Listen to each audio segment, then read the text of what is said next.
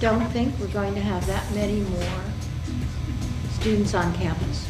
No. Are we going to see less students on campus? No, but I don't think they're going to grow significantly. Okay. Actually, just a footnote, I'm a professor in the university and I have a couple of hundred students and not a single student lives in this town. My students are all online and that's the area that's growing most rapidly. So I think that's a very good point that you've made. All our assumptions in the past is the population is going to grow and that the future is more people, but it may not be the case. Well, we see on the data presented that the young people are more physically active and using multimodal modes of transportation more than sort of folks in the middle of their lifespans. I think a big question is that trend going to continue?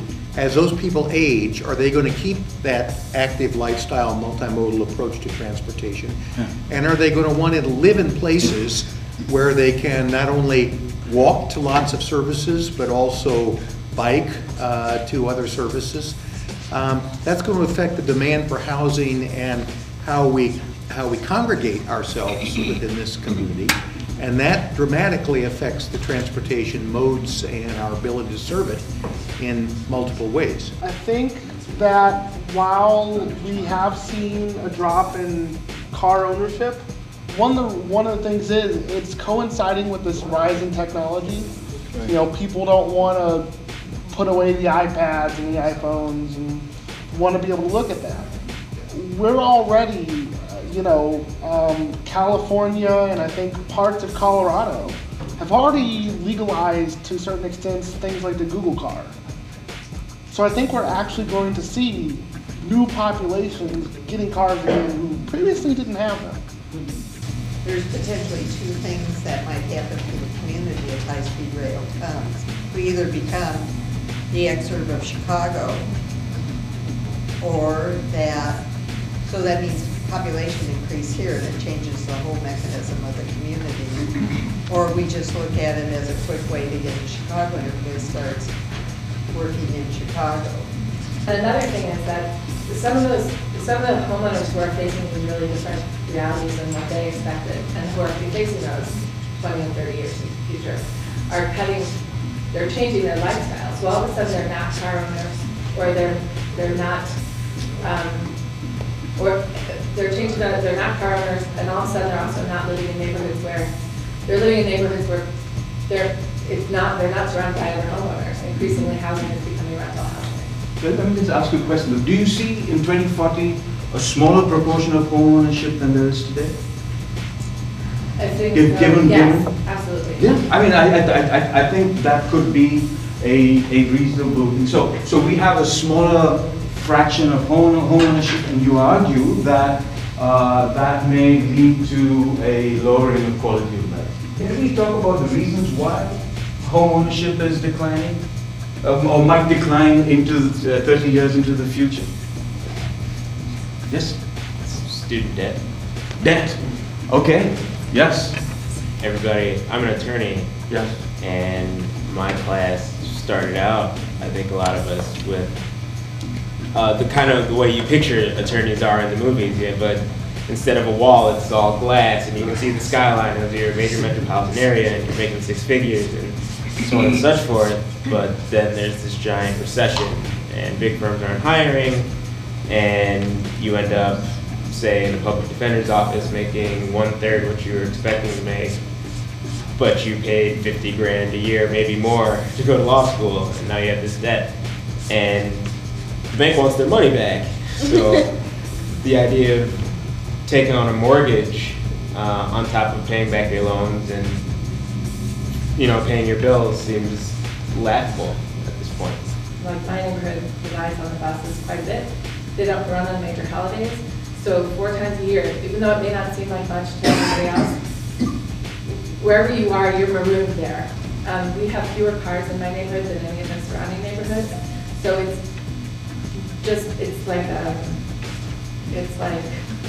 like church in my neighborhood every holiday, and it's like that in everyone's neighborhood probably. But in neighborhoods where people don't have the option to get somewhere in their own car, you're marooned where you are.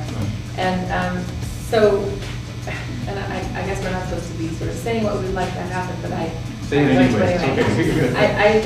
I would really like to see the cities, both cities and counties, and communities in the planning department think about overlapping trails of both multi-purpose, multi-use paths that can accommodate the biker, the walker,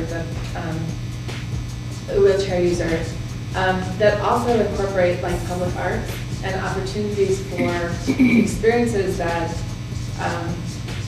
that are both localized in neighborhoods and then also that take you out of neighborhoods into other neighborhoods in ways that are not threatening to other neighborhoods. So, you know, pathways that are wide and graciously kind of proportioned, and things that have solar lights that are not intrusive to people, but at night allow them to see people who are walking through. There are these unique places, like the place where we have the Urban Neighborhood Community Garden, which is an undeveloped corner lot. And gosh, what a gift that undevelopment is in that neighborhood. So as much as I'm all for infill and repurposing buildings, I also think it's good to use some of these places that haven't been built on for things that sustain communities and that become a destination and a point of focal activity.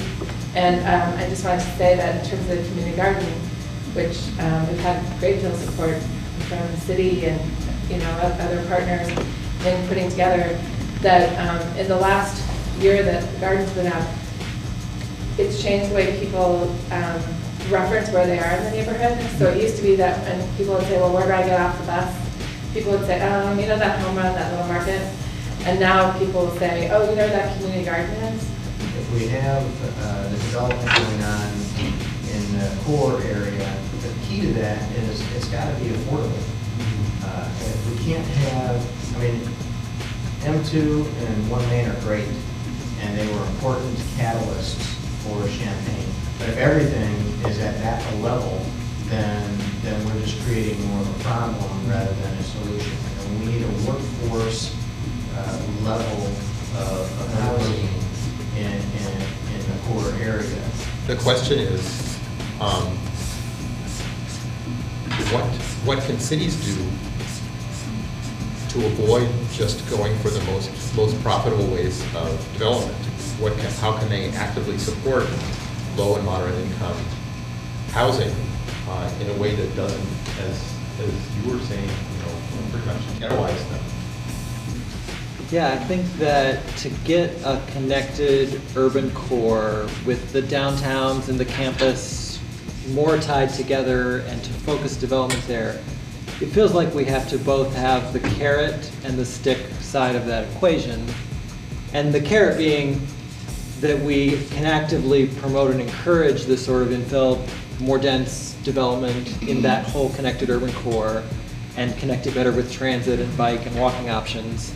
But the stick side of the equation also be that we try to discourage leapfrog and sprawl development, and that if development does happen on the fringe, that we at least make it pay its fair share in terms of, make it install the bus stops, make it install the bikeways or the sidewalks, so that if growth is going to continue to happen on the fringe, at least it has the, the requisite infrastructure to be part of the transit fabric and the walkability and things that we want. I just wanted to say that we're not going to be able to, an individual entity changing their zoning is not going to do anything unless we're looking at things on a regional scale, because if we in Urbana decide, right, well, we don't want these big boxes, we're going to change our zoning to encourage home businesses or whatever, let's go to Champaign, and if Champaign changes it, there's more than then much more regional. I just wanted to say one thing about 2040 is that I think the kind of development Brandon's talking about, we're talking about, will the federal dollars be coming in? Well, we're subsidized not only by federal dollars right now, that we can actually even build any infrastructure out there, and the hidden costs, but the fossil fuels that are incredibly cheap to us right now and won't be by 2040. And if we've made the wise decisions now, we're going to be, on top of the world compared to other countries.